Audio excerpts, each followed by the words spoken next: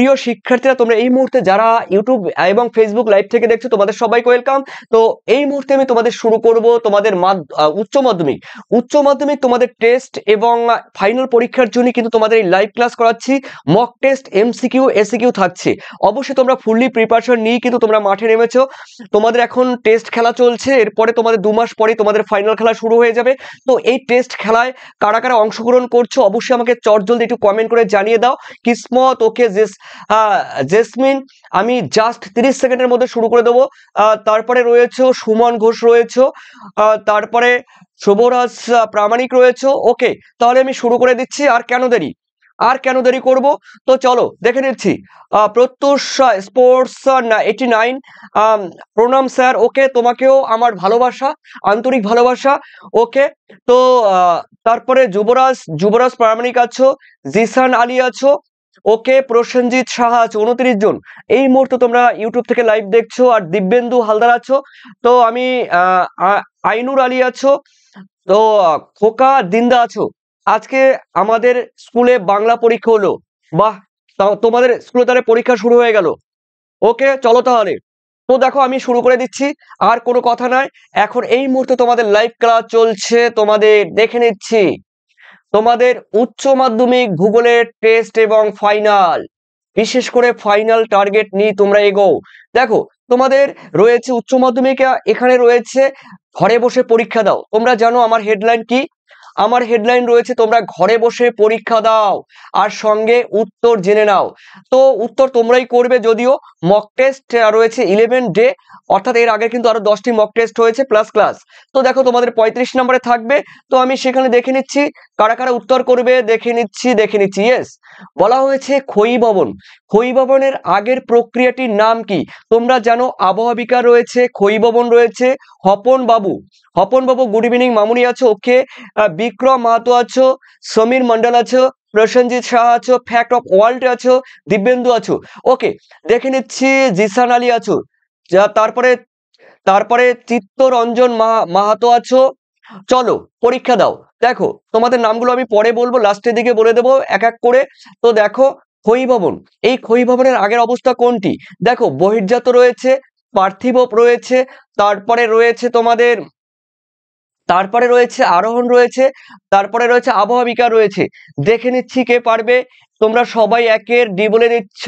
Yes, ওকে, সবার উত্তর কিন্তু সঠিক হয়েছে। Very good. আমি নামগুলো বললাম না, কিন্তু তোমাদের সবাই রয়েছে। নন্দিনী মাহাতো আছো, খোকা দিন্দা আছো। ওকে, ফ্যাক্ট অফ ওয়ার্ল্ড। কিসমত আছো, চিত্তরঞ্জন মাহাতো আছো। ওকে, তোমাদের নামগুলো আমি বলতে পারলাম না তো সবাই। তো দেখো উত্তর কিন্তু হবে আবহাওয়া বিকার। থ্যাংক ইউ তোমাদের। রঞ্জিতা সোরেন আছো। ওকে, ভেরি গুড, আবহাওয়া বিকার।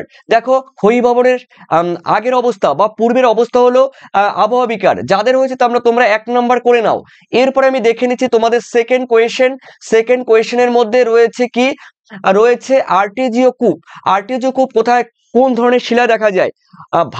ভাঁজপ্রাপ্ত শিলা দেখা যায়, একনত দারুণযুক্ত দেখা যায়, শীতে রয়েছে চ্যুতিযুক্ত অঞ্চলে দেখা যায়, শিলা গঠন অঞ্চলে দেখা যায়। দেখে নিচ্ছি উত্তরটি কে বলবে। দাগ নম্বর মামুনি, তারপরে শাখাউত শেখ, তারপরে চিত্তরঞ্জন মাহাতো। তোমরা কিন্তু দাগ নম্বর বলবে কাইন্ডলি, ঠিক আছে? স্টাডি মোটিভেশন সমীর মন্ডল, মামুনি মন্ডল, দাগ নম্বর বলবে। দেখো এই কোশ্চেনের উত্তর কি হবে? 2 দাগ নম্বর 2 বলবে। চট জলদি, দাগ নাম্বার কিন্তু 2 বলবে। ভেরি গুড, দেখে নিচ্ছি। স্টাডি মোটিভেশন দাগ নাম্বার বলো প্লিজ দাগ নাম্বার বলো। কমল বর্মন, আইনুর আলী 2 এর, তুমি বললে আমি বলে দেবো 2 এর। রঞ্জিত 2 এর, ঠিক আছে। উত্তর কিন্তু হবে 2 এর ভাঁজপ্রাপ্ত শিলায়। এ দেখো ভাঁজপ্রাপ্ত শিলায় কিন্তু আর্টেজিয়া কূপ দেখা যায়। তোমরা তো জানো, তোমরা সবাই জানো ভাঁজপ্রাপ্ত শিলায়, তোমরা জানো না ভাঁজপ্রাপ্ত শিলায় আর্টেজিয়া কূপ দেখা যায়। এই যে এটা প্রবেশ শিলা, এই যে প্রবেশ শিলা রয়েছে, এই প্রবেশ শিলার মধ্য থেকেই তো এগুলো বেরিয়ে আসে, ভূগর্ভের জলগুলো বেরিয়ে আসে এই আর্টেজিয়া মাধ্যমে। তার মানে উত্তর কি হবে? ভাঁজপ্রাপ্ত শিলায়। তার মানে রয়েছে তোমাদের ক। তার মানে এ ইজ দ্য কারেক্ট আনসার। এরপরে দেখে নিচ্ছি তোমাদের 3 বলা হয়েছে ফিয়র্ড উপকূল দেখা যায়। এটা আশা করি সবাই পারবে। সাইকুল শেখ এ বললে, অংশু আমার জান 2 এর এ, মামুনি মন্ডল 2 এর এ। ঠিক আছে, তোমাদের উত্তর সবাই সঠিক হয়েছে, দু একজনের বাদে। তো তোমরা কিন্তু 1+ করে নাও। ঠিক আছে, 1+ করে নাও, 1+ করে নাও। এরপরে দেখে নিচ্ছি তোমাদের 3-এ। 3-এ তোমাদের আশা করি উত্তরটি সবাই পারবে। ফিয়র্ড উপকূল দেখা যায় ভারতে, নরওয়ে, তারপরে জাপানে, পেরুতে। কোথায় ফিয়র্ড উপকূল দেখা যায়? ঠিক আছে, আমাকে 3-এর বি, আইনুর বললে 3-এর আইনুর 3-এর বি। তারপরে পিঙ্কি খাতুন বলছে 3-এর বি। স্টাডি মোটিভেশন 3-এর বি। রামকৃষ্ণ মাহাতো 3-এর বি। Very good. জিসান 3-এর বি। দেখে নিচ্ছি Norway. Very good, very good. আমি নাম বললাম না, প্রসঞ্জিৎ শাহ নাম বললাম না। রঞ্জিত সোরেন, দীপালি, জিসান, তারপরে রয়েছে প্রদীপ, প্রদীপ মামুনি, তারপরে সুমন, আরিফ গেমার, তোমাদের নাম বললাম না সবাই। তো Norway is the correct answer, মানে B is the correct answer. Thank you, thank you. তোমাদের উত্তর কিন্তু হয়েছে বি, 3-এর বি। ঠিক আছে, নরওয়ে। এরপরে রয়েছে এই কোশ্চেনটি তোমরা পারবে, যে রয়েছে মোনাডনক। মোনাডনক গঠিত হয় আর্দ্র অঞ্চলে, বিতে শুষ্ক অঞ্চলে, সিতে উপকূলীয় অঞ্চলে, ডিতে নাতিশীতোষ্ণ অঞ্চলে। তোমরা জানো যে উইলিয়াম মরিস ডেভিসের মতে, 1899 সালে যে তিনি বলেছেন স্বাভাবিক ক্ষয়চক্রের 3টি পর্যায় রয়েছে, যৌবন অবস্থা, পরিণত অবস্থা, বার্ধক্য অবস্থা। তো এই ডেভিসের ক্ষয়চক্রের কোন পর্যায় মানে সরি মোনাডনক গঠিত হয় কোন জলবায়ু অঞ্চলে? দেখে নিচ্ছি। দাগ নাম্বার বলবে 4-এর বললে বি, আমি বলে দেব 4-এর ব্লক এসপি। তুমি বলছো 4-এর এ, ফ্যাক্ট অফ ওয়ার্ল্ড 4-এর এ। তোমাদের উত্তর কিন্তু 4-এর এ। যারা এ করেছো তাদের কিন্তু উত্তর সঠিক। দেখো মোনাডনক, এই মোনাডনক স্বাভাবিক ক্ষয়চক্রে দেখা যায়। স্বাভাবিক ক্ষয়চক্র মানেই আমরা জানি নদীর ক্ষয়চক্র। নদীর ক্ষয়চক্র জানি মানে আমরা কি জানি, যে উইলিয়াম মরিস ডেভিসের স্বাভাবিক ক্ষয়চক্র বা নদীর ক্ষয়চক্র বা ভৌগোলিক ক্ষয়চক্রের এটা দেখা যায় মোনাডনক আর্দ্র জলবায়ু অঞ্চলে। যারা করেছো আর্দ্র অঞ্চলে তারাই কিন্তু নাম্বারটি নেবে, তার মানে 1+ নিয়ে নাও। ঠিক আছে, যারা শুষ্ক অঞ্চল করেছো শুষ্ক অঞ্চলে কিন্তু হবে না। তোমরা কিন্তু শুষ্ক অঞ্চল কি করে করো? শুষ্ক অঞ্চলে তো ইনসেলবার্স হবে, ইনসেলবার্স হবে শুষ্ক অঞ্চলে। ঠিক আছে, তোমরা এটা কি করে করলে বলো তো? হবে তো তোমাদের আর্দ্র জলবায়ু অঞ্চলে মোনাডনক, শুষ্ক অঞ্চলে ইনসেলবার্স। ঠিক আছে, এটা কিন্তু মাথায় রাখবে, এই কোশ্চেনটি পরীক্ষা আসার মতো কোশ্চেন। এরপরে রয়েছে তোমাদের 5-এ বলেছে নদীর মস্তকমুখী ক্ষয় প্রাধান্য লাভ করে কোন পর্যায়ে? তোমরা জানো যে নদী ক্ষয় করে, সেই নদী ক্ষয় মস্তকমুখী মানে মাথার দিকে, নদী যে দিক থেকে উৎপন্ন হয়েছে সেই দিকে ক্ষয় করতে শুরু করে। সেটা কোন পর্যায়ে? যৌবন অবস্থায়, বিতে পরিণত অবস্থায়, সমভূমি অবস্থায়, বার্ধক্য পর্যায়ে। তো কোন পর্যায়ে অবশ্যই আমাকে চট জলদি জানিয়ে দাও। দাগ নাম্বার কিন্তু বলবে, আমি এটা কিন্তু আমার রিকোয়েস্ট। দাগ নাম্বার তোমরা কেন বলো না বলো তো, আমি কি করে তোমাদের বলবো, বুঝবো যে তোমরা এই কোশ্চেনের আনসার করেছো? যারা পরীক্ষা দাও এই পরীক্ষার ক্ষেত্রে মক টেস্টের ক্ষেত্রে তোমার এটি problem. Dipali, fact of world sir আজ একটু দেরি হয়ে গেল। শুভজিৎ মান্না বলছে দেরি হয়ে গেল। ওকে, দেরি হলো, দেরি কোনো কারণবশত হতেই পারে, কোনো no problem. Fact of world 5-এর বি। দেখে নিচ্ছি 5-এর বি। আর কে করছে দেখি তো। অগ্নিশ্বর রয় 5-এর এ, অংশু 5-এর A, world movie short video এ।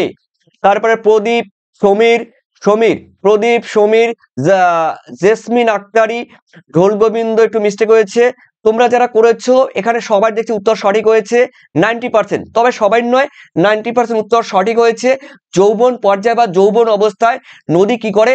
দেখো এই যে এইটা একটা পাহাড়, এই পাহাড় থেকে যখন নদী প্রবাহিত হয়, দেখো এই নদী যখন প্রবাহিত হয় তখন নদী মস্তক দিকে মানে মাথার দিকে ক্ষয় বেশি করে। তার মানে উত্তর কিন্তু হবে যৌবন পর্যায়। ঠিক আছে, তার মানে উত্তর হয়েছে তোমাদের আহ এ ইজ দ্য কারেক্ট আনসার করে নাও।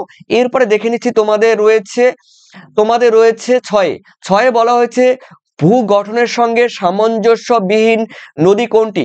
দেখো ভূ গঠনের সঙ্গে সামঞ্জস্যবিহীন মানে কোনো সামঞ্জস্য না রেখেই যে নদী প্রবাহিত হয় বা গঠিত হয় তাকে, সেটি কোন নদী? পরবর্তী নদী রয়েছে, বিতে রয়েছে অনুগামী নদী, সিতে রয়েছে অধ্যারোপিত নদী, আর তোমাদের ডিতে রয়েছে, দেখো ডিতে রয়েছে পুনর্ভবা নদী। চট জলদি উত্তর দেবে।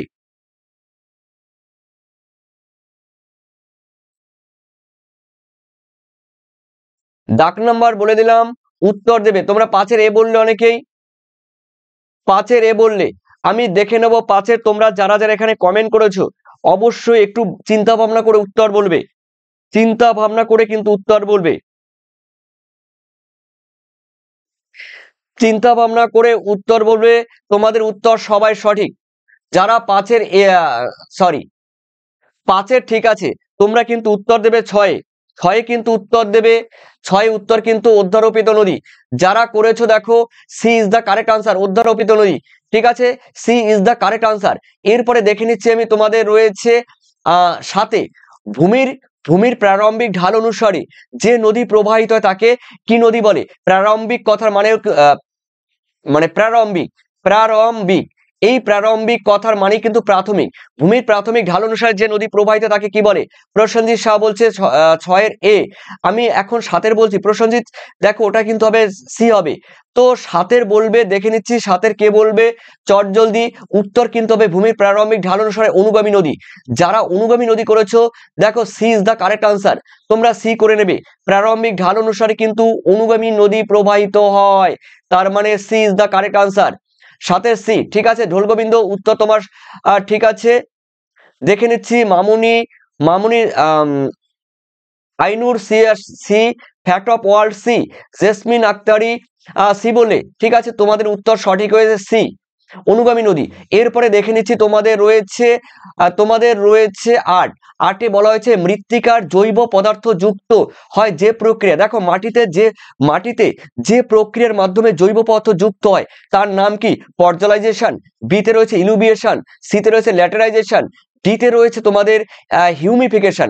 দেখো উত্তর কি হবে 8-এর সমীর মন্ডল 7-এর সি। ঠিক আছে, শুভজিৎ মান্ডা 7-এর সি, দীপালি সি, তারপর অগ্নিশ্বর সি। ঠিক আছে, ঢোলগোবিন্দ বলছে 8-এর ডি। আমি দেখে নিচ্ছি 8-এর ডি, ঢোলগোবিন্দ বলছে 8-এর ডি।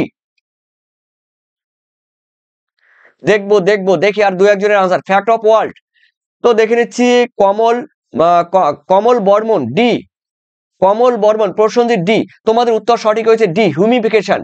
হিউমিফিকেশন তার মানে মৃত্তিকায় জৈব পদার্থ যুক্ত হয় কোন প্রক্রিয়ায়? এটা কিন্তু হবে হিউমিফিকেশন, তার মানে পর্জল মৃত্তিকা, পর্জল, এই পর্জল মৃত্তিকা বা মলিসল মৃত্তিকা, মাথায় রাখবে মলিসল, মলিসল, মলিসল কিংবা পর্জল মৃত্তিকা ইজ দ্য কারেক্ট আনসার, তার মানে হিউমিফিকেশন। ঠিক আছে প্রিয় শিক্ষার্থীরা, তোমরা যারা রেগুলার আমার ক্লাস করো, তোমরা রেগুলার যারা ক্লাস করো তোমরা জানো।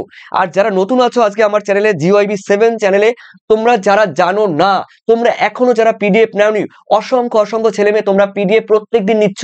তবে ফাইনাল পরীক্ষার কথা চিন্তা করে, টেস্ট পরীক্ষা তো তোমরা পাবেই, কিন্তু ফাইনাল পরীক্ষার কথা চিন্তা করে তোমাদের বিশেষ বিশেষ এক ধরনের পিডিএফ আমি নিয়ে এসেছি, গবেষণা করে রিসার্চ করে তোমাদের জন্য পিডিএফ নিয়ে এসেছি।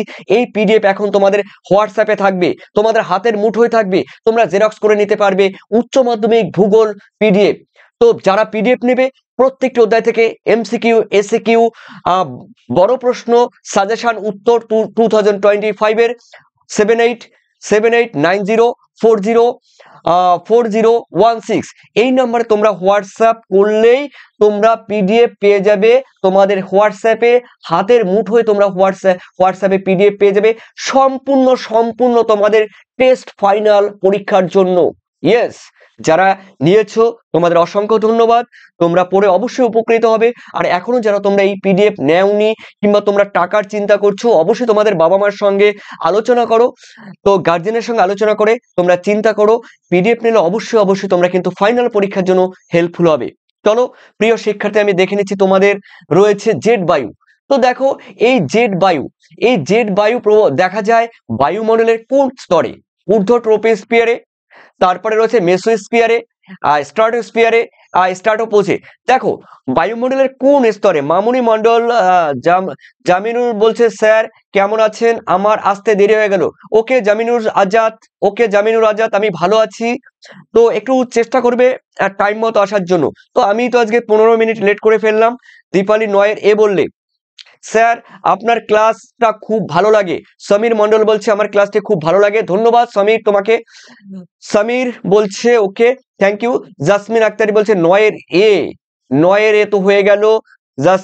জেসমিন 9-এর এ হয়ে গেল। ঢোলগোবিন্দ 10-এর এ বললে, দেখি ঢোল গোবিন্দ, সৈয়দ সৈয়দ ইসলাম, তারপরে রয়েছে 10-এর বলবে, 10-এর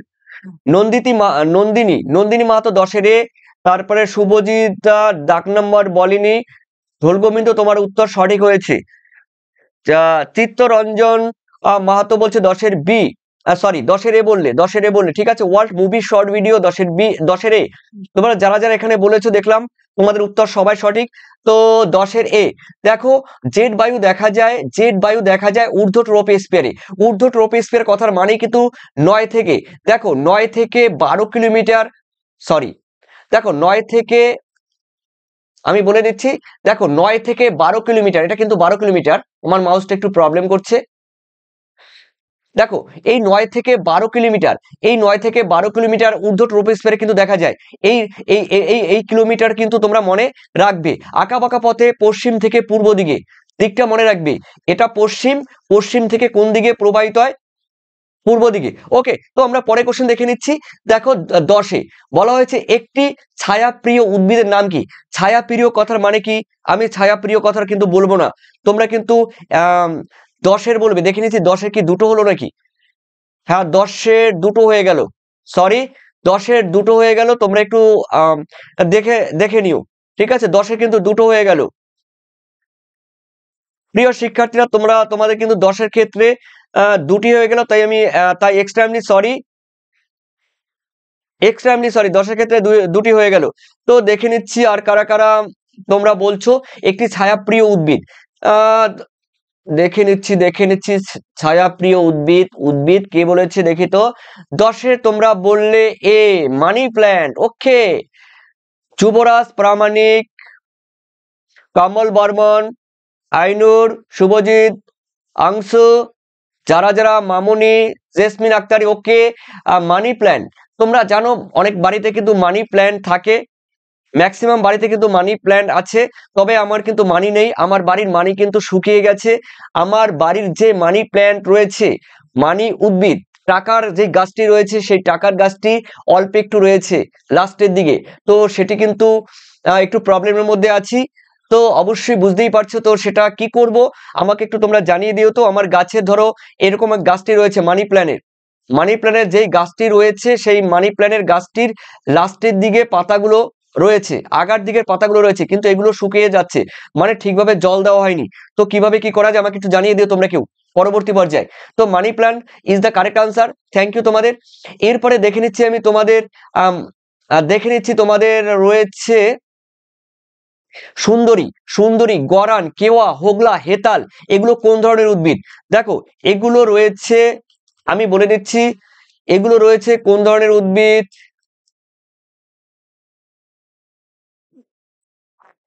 তোমরা একটু চটজলদি আমাকে বলে দাও, যারা আছো চটজলদি আমাকে বলে দেবে প্রিয় শিক্ষার্থীরা।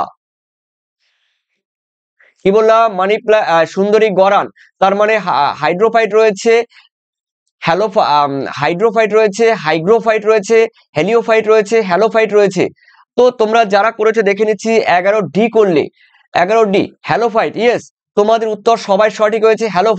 হ্যালোফাইট কিন্তু হবে, হ্যালোফাইট কথার মানে কিন্তু লবণাম্বু উদ্ভিদ, লব লবণাম্বু উদ্ভিদ, ঠিক আছে, হ্যালোফাইট বা লবণাম্বু উদ্ভিদ। তোমরা যারা করেছো D D D is the correct answer, তোমাদের উত্তর সবাই সঠিক হয়েছে। এরপরে দেখে নিচ্ছি তোমাদের রয়েছে 12তে রয়েছে জীব বৈচিত্র্য শব্দটি প্রথম কে ব্যবহার করে? দেখো জীব বৈচিত্র্য শব্দটি প্রথম ব্যবহার করে D Walter Rosen, Norman Myers, তারপরে রয়েছে চার্লস ডারউইন, রবার্ট কুক। দেখি তোমরা 12 নম্বরের উত্তর দেবে। জীব বৈচিত্র্য শব্দটি যারা ব্যবহার করে দেখে নিচ্ছি প্রথম, দেখো বায়োডাইভার্সিটি, দেখো ওয়াল্টার ডি রোজেন। তোমরা যারা করেছো এ ইজ দ্য কারেক্ট আনসার। জীব বৈচিত্র্য শব্দটি প্রথম ব্যবহার করে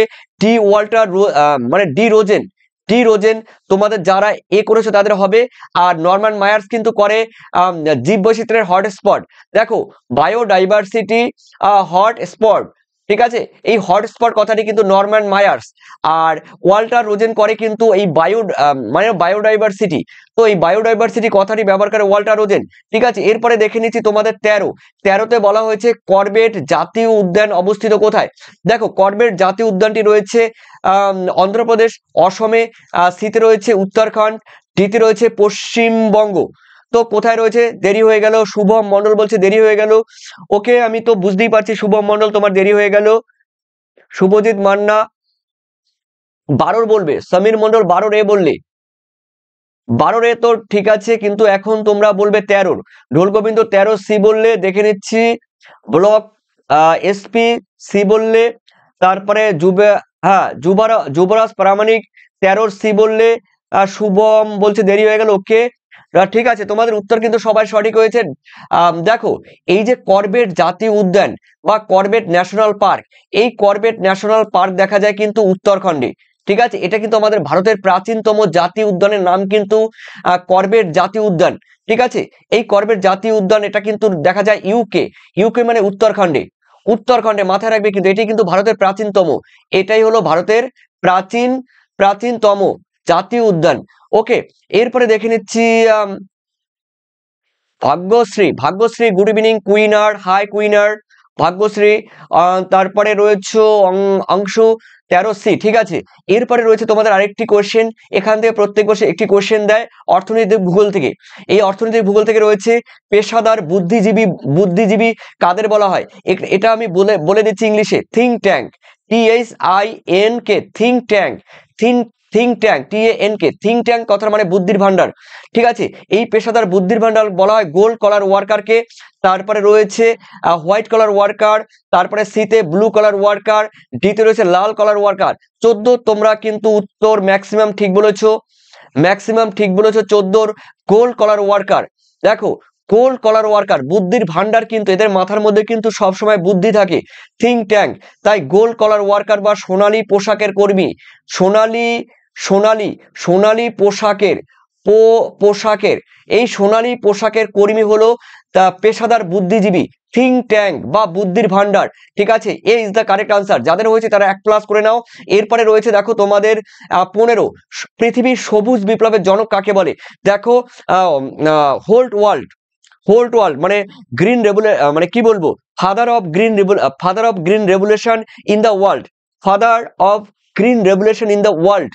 বলা হয়।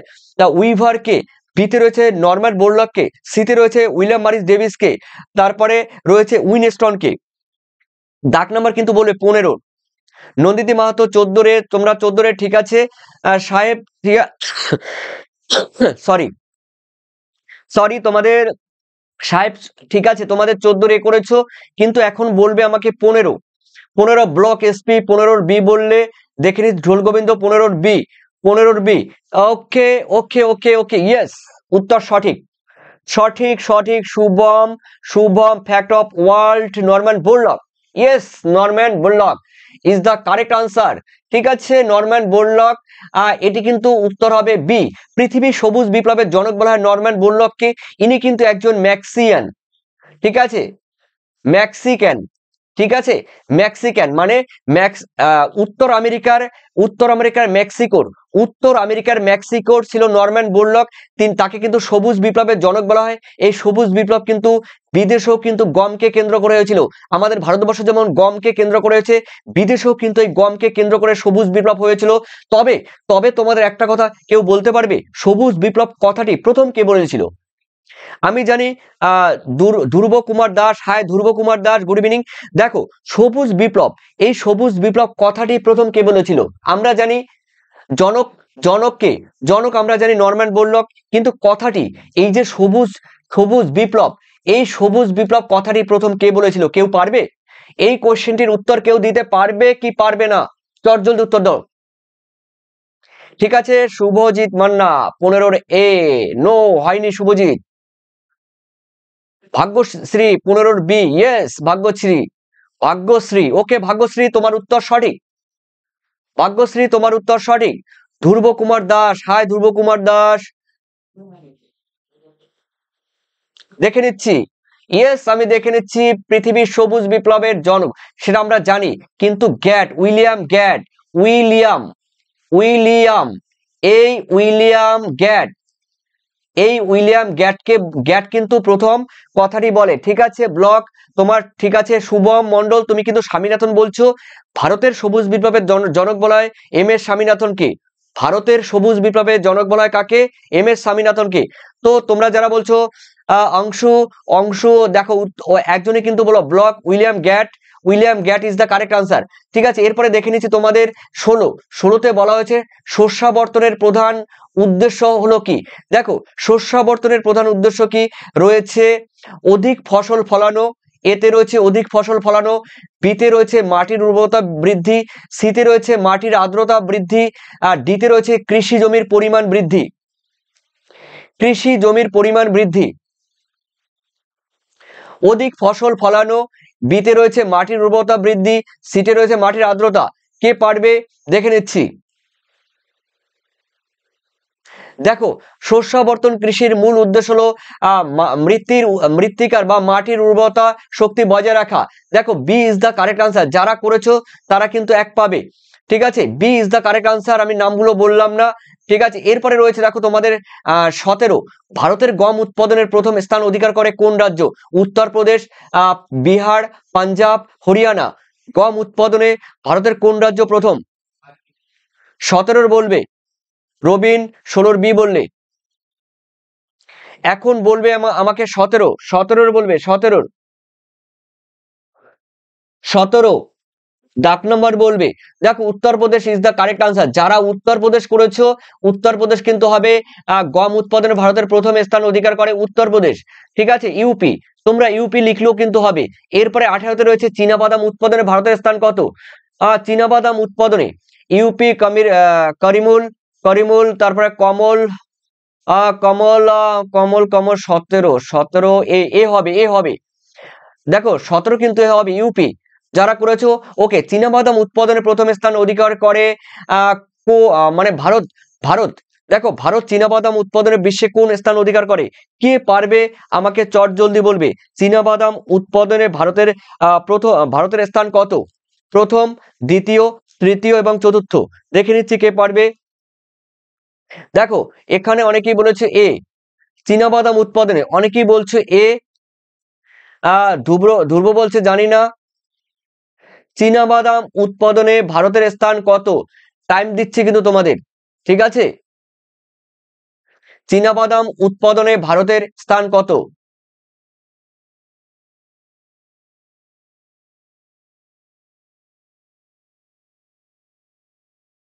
দেখে নিচ্ছি। দেখো তোমরা এখানে যারা করেছো দ্বিতীয়, তোমাদের উত্তর কিন্তু সঠিক হবে দ্বিতীয়। চীনাবাদাম উৎপাদনে কিন্তু দ্বিতীয় স্থান অধিকার করে, তার মানে ভারত দ্বিতীয়, চীন কিন্তু প্রথম। দেখো চীন, চীন কিন্তু চীনাবাদাম উৎপাদনে কিন্তু প্রথম। ঠিক আছে, চীনাবাদাম উৎপাদনে প্রথম। এরপরে রয়েছে তোমাদের দেখো রয়েছে তোমাদের 19 বলা হয়েছে ভারতের বৃহত্তম জাহাজ নির্মাণ কারখানাটি নাম কি? গার্ডেনিস রয়েছে কলকাতার, তারপরে মারমাগাঁও রয়েছে, সিতে রয়েছে দেখো বিশাখাপত্তনম অন্ধ্রপ্রদেশের, ডিতে রয়েছে কোচিন। দেখো কোচিন রয়েছে, চটজলদি বলবে, চটজলদি দেখে নিচ্ছি। 19 করিমুল বলছে চীনাবাদাম চীন প্রথম। ঠিক আছে, ভারত দ্বিতীয়। দেখে নিচ্ছি এরপরে। হ্যাঁ বিশাখাপত্তনম, তোমরা যারা করেছো এখানে দেখো বিশাখাপত্তনম, আর দাগ নাম্বার কিন্তু বলবে জুবেরা। হ্যাঁ যুবরাজ প্রামাণিক 19 বললে দেখে নিচ্ছি সি। ঠিক আছে 19 সি।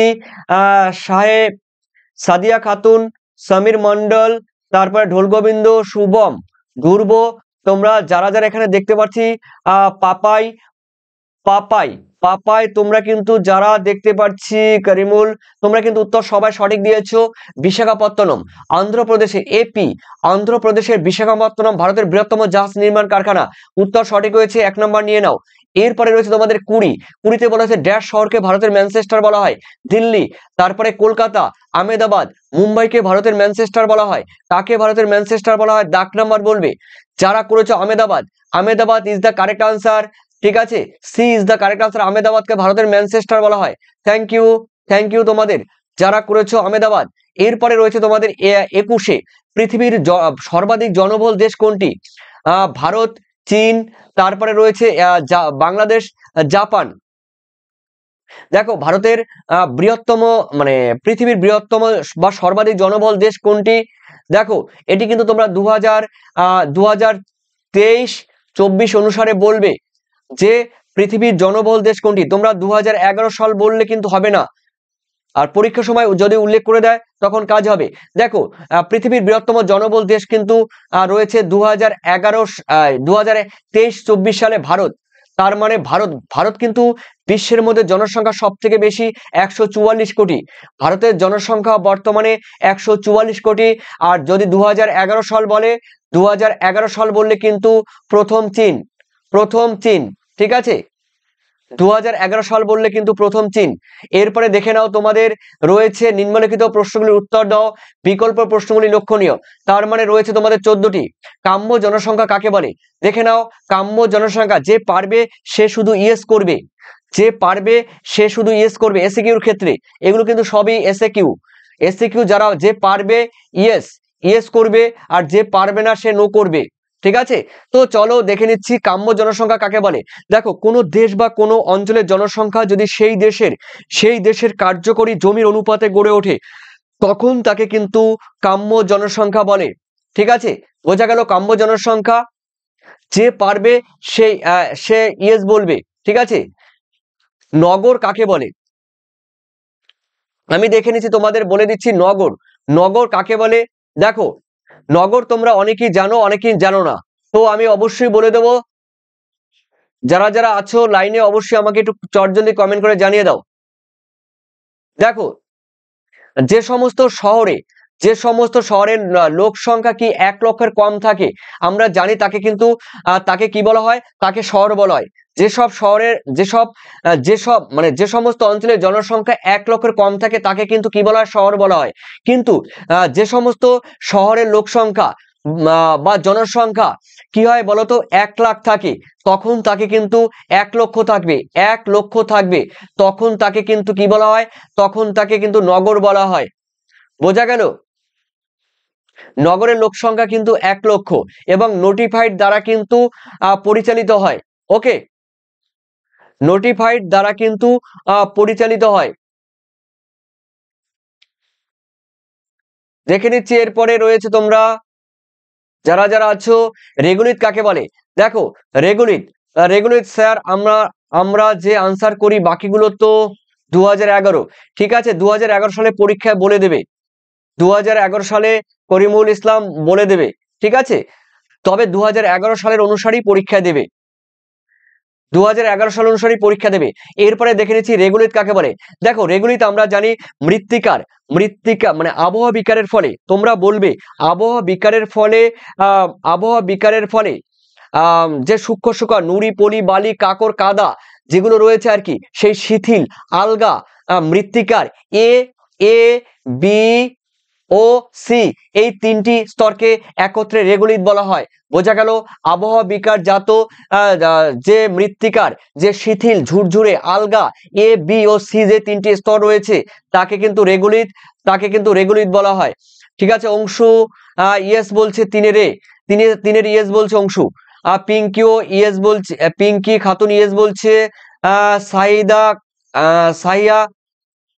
সাদিয়া খাতুন বলছি ইয়েস। ওকে, এরপরে রয়েছে ট্রম্বেলো কাকে বলে? দেখো এটা পারবে।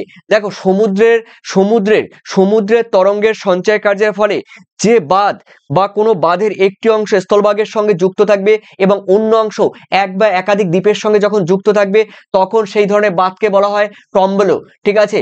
বাঁধ কথাটি থাকলেই মনে রাখবে ট্রম্বেলো। ওকে, ইয়েস ধ্রুব বলছি ইয়েস, দীপালি বলছি ইয়েস, ঠিক আছে? দাগ নাম্বার বলে দিও। দেখো ইলুভিয়েশন কাকে বলে? তোমরা এই কোশ্চেনটি কিন্তু গুলিয়ে যাবে। এলুভিয়েশন পরীক্ষা আসবে, কিন্তু এলুভিয়েশন পরীক্ষা আসবে। এলুভিয়েশন আর রয়েছে ইলুভিয়েশন, ঠিক আছে? ইলুভিয়েশন এটি কিন্তু পরীক্ষা আসবে, পার্থক্য কিন্তু দেবে। তো দেখো এলুভিয়েশন লিখতে গেলে কিন্তু আসবে, ইলুভিয়েশন, ঠিক আছে? আর এখানে লিখতে গেলে কিন্তু আসবে, তার মানে গোলাবে না, ইলুভিয়েশন, এলুভিয়েশন এটা গোলাবে না কি করে বলো তো? প্রথমে দেখো A B C D E, তার ই মানে প্রথমে রয়েছে, তার মানে এটা এ স্তর। ইলুভিয়েশন রয়েছে দেখো, এটি পরে রয়েছে এবিসিডির শেষের দিকে রয়েছে, তার মানে এটা বি স্তর। তার মানে ইলুভিয়েশন কাকে বলে দেখো, আমি বলে দিচ্ছি, যে প্রক্রিয়ায় বা ধৌত প্রক্রিয়ায় মৃত্তিকার এ স্তর থেকে বিভিন্ন খনিজ পদার্থ ধুয়ে ধুয়ে যখন অনুশ্রবণ প্রক্রিয়ায় নিচের স্তরে যখন সঞ্চিত হয়, তখন সেই সঞ্চিত স্তরকে বলা হয় ইলুভিয়েশন। ঠিক আছে, অর্থাৎ মৃত্তিকার বি স্তরকে বলা হয় ইলুভিয়েশন। বিভিন্ন খনিজ পদার্থ কিন্তু ধুয়ে ধুয়ে ধুয়ে ধুয়ে এই বি স্তরে এসে জমা হয়। ঠিক আছে, তার মানে আমি কিন্তু ডিটেলস আর বলবো না, অনেক সময় লাগবে। আলোকপ্রিয় উদ্ভিদ কাকে বলে? যে সমস্ত উদ্ভিদ আলো মানে যে সমস্ত উদ্ভিদ মানে আলোর উপর ডিপেন্ড করে জন্মায়, সেই সমস্ত উদ্ভিদকে আলোকপ্রিয় উদ্ভিদ বলে। যেমন রয়েছে নয়নতারা রয়েছে, সূর্যমুখী রয়েছে, এগুলো কিন্তু আলোকপ্রিয়, আলোকে ভালোবাসে, আলোকপ্রিয়। ঠিক আছে, এরপরে রয়েছে পরিবেশ বান্ধব কোনটি? দেখো পরিবেশ বান্ধব শিল্প, বলা হয়েছে কোনটি এবং কেন? দেখো পরিবেশ বান্ধব শিল্প কোনটি, কেউ বলতে পারবে? নয়ের বললে নয়ে তোমরা চলে গেলে। ঠিক আছে, যারা যারা পারবে ইয়েস বলবে। পরিবেশ বান্ধব শিল্প কোনটি এবং কেন? কারিমুল দেখো এখানে আলোক প্রিয় বলছে, আলোক বিদ্বেষী, আলোক প্রিয় মানে আলোকে ভালোবাসে। ঠিক আছে, আলোক প্রিয়।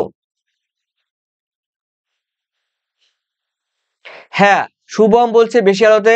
মামুনি 3/21 ওটা হয়েছে, ঠিক আছে হবে, কিন্তু পরিবেশ বান্ধব শিল্প কোনটি? দেখে নিচ্ছি পরিবেশ বান্ধব শিল্প কোনটি, আমি বলে দেব।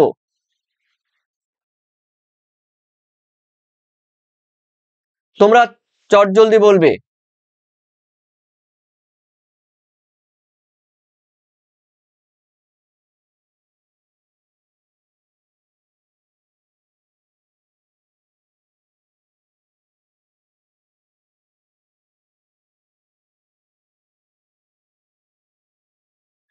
আমরা জানি দেখো প্রত্যেক নিয়ত বা প্রত্যেক দিন শিল্প কলকারখানা থেকে কিন্তু কি হয় বলতো, আমাদের বায়ুমণ্ডল দূষিত হয়, জল দূষণ হয়, তারপরে মৃত্তিকা দূষণ হয়।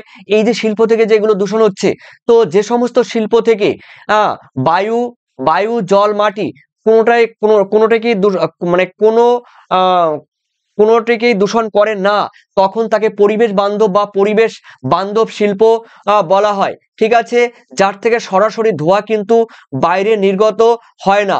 ঠিক আছে, সেটা হলো পরিবেশ বান্ধব শিল্প। ওকে, দেখে নিচ্ছি তোমরা আর কে কে বলছো, আমাকে অবশ্যই চটজলদি বলে দাও পরিবেশ বান্ধব শিল্প। এরপরে দেখো শৃঙ্খল কাকে বলে তোমরা জানো? শৃঙ্খল বা সোয়ালোর নাম শুনেছ, কার্পাস শিল্প। ঠিক আছে, কার্পাস শিল্প। ওকে ওকে, তারপরে দেখো শৃঙ্খল কাকে বলে? কাস্ট বা চুনাপাথর যুক্ত অঞ্চলে দ্রবণ কার্যের ফলে যে রয়েছে উবালার কি বলবো, যে দেখো কাস্ট বা চুনাপাথর যুক্ত অঞ্চলে দ্রবণ কার্যের ফলে যে গর্তগুলো তৈরি হয়, ঠিক আছে, সেই গর্তগুলোকে শৃঙ্খল বা সোয়ালহোল বলা হয়।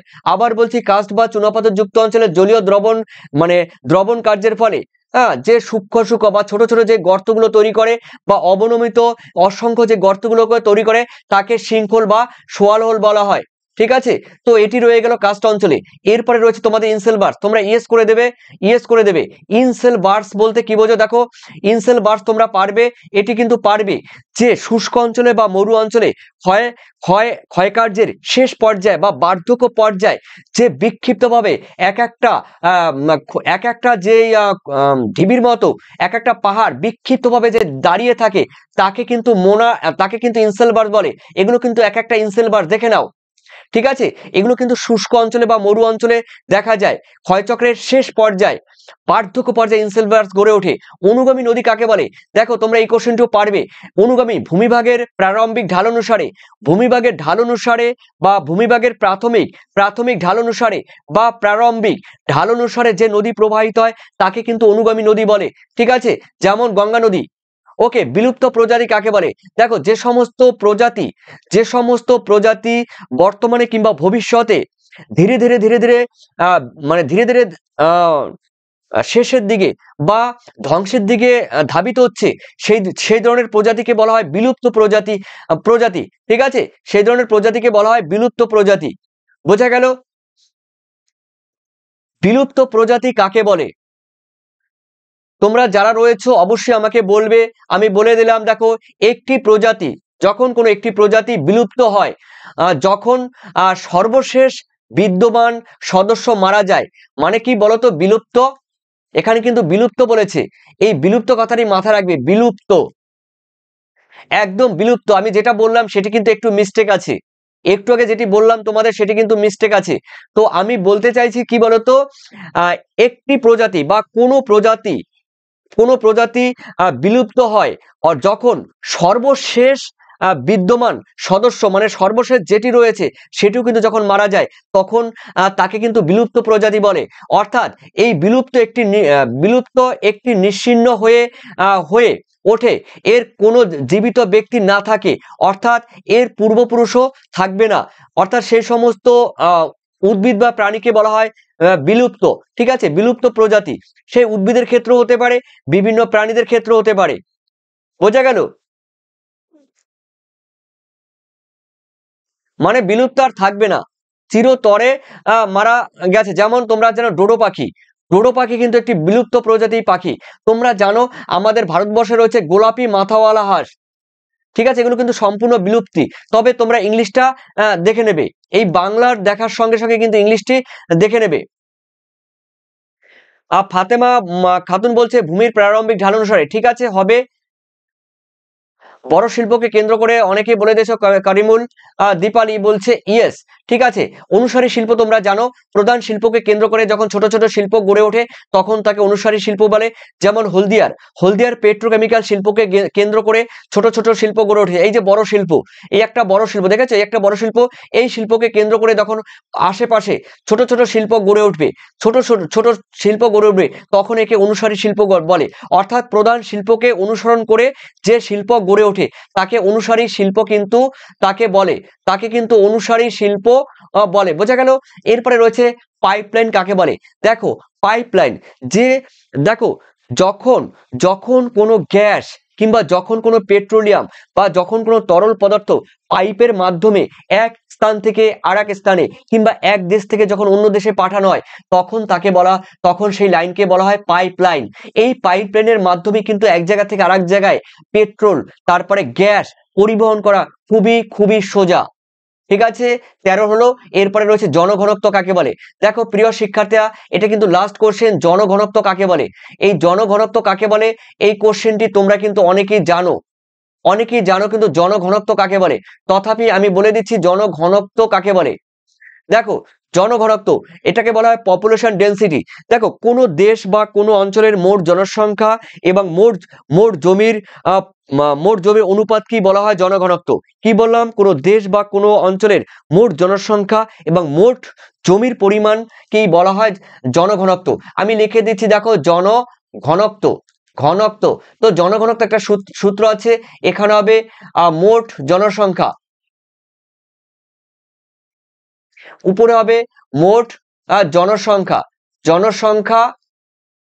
আর এখানে হবে মোট জমির পরিমাণ। বোঝা গেল? তো জনঘনত্ব তোমরা যে জানো, পপুলেশন ডেনসিটির যেই ফর্মুলা তোমরা সেটা সবাই জানো। দেখো, তার মানে কি হবে? মোট জনসংখ্যা, উপরে মোট জনসংখ্যা আর নিচে হবে মোট জমির পরিমাণ। ঠিক আছে, এটি হলো পপুলেশন ডেনসিটির সূত্র। এই সূত্রটি তোমরা কিন্তু মাথায় অবশ্যই রাখবে।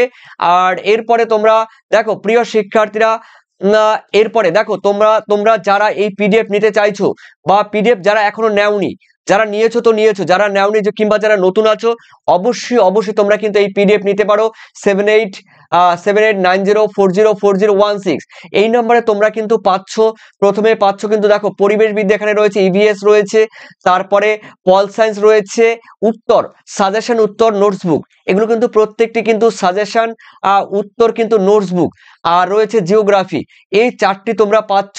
আর যারা এই সাবজেক্টগুলো নেবে তারা সঙ্গে কিন্তু যে কোনো একটা সাবজেক্ট নিলে কিন্তু তোমরা যাদের এডুকেশন রয়েছে সেই এডুকেশনের কিন্তু সাজেশন কিন্তু তোমরা ফ্রিতে পাবে। ওকে, তো এই হলো তোমাদের আজকের উচ্চ মাধ্যমিক ভূগোলের মক টেস্ট। আজকে কিন্তু ছিল তোমাদের 11 ডে। আর তোমরা যারা পিডিএফ নিতে চাও বা এখনো যারা নাওনি, অবশ্যই তোমরা স্ক্রিনশট দিয়ে নাও। তো এরপরে তোমাদের বলে দিলাম, তোমাদের যদি কিছু জানার থাকে অবশ্যই আমাকে কিন্তু কমেন্ট সেকশনে তোমরা কমেন্ট করে জানাবে। আর অবশ্যই প্রিয় শিক্ষার্থীরা, তোমাদের কিন্তু আজকে কিন্তু এটি নিয়ে তোমাদের ছিল 11তম। দেখো এটা নিয়ে কিন্তু 11তম মক টেস্ট ছিল। এবং তোমাদের টেস্ট পরীক্ষা এবং ফাইনাল পরীক্ষা সবার জন্য ভালো হয় এই আশাই কামনা করি। তোমরা ভালো থেকো, তোমাদের মূল্যবান কমেন্ট সেকশনে জানিয়ে দিও।